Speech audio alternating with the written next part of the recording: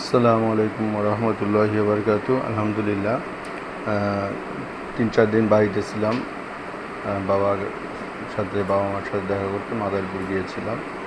তো আলহামদুলিল্লাহ আজকে আসলাম। কালকে থেকে রুগীরা কল দিচ্ছিল, মাঝেও রুগীদের ওষুধ দিয়েছি 2-3 দিন।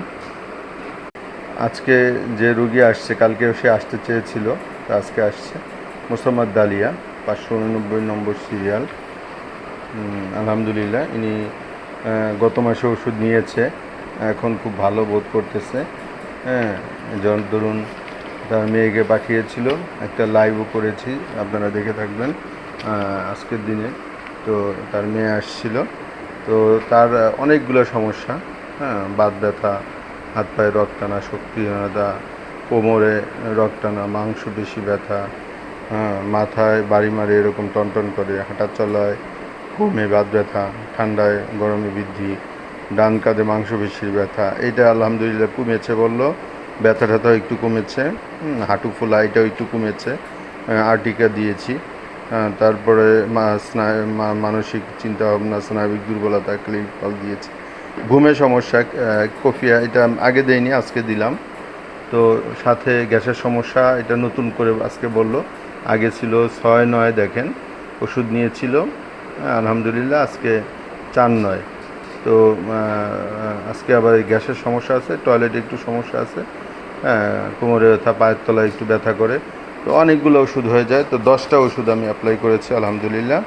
আগে 7টা দিয়েছিলাম, আজকে একটু বাড়ানো হয়েছে ওই যে ঘুমের সমস্যার জন্য। তো আবার ওই যে বললো গ্যাসের সমস্যাটা বেশ হচ্ছে।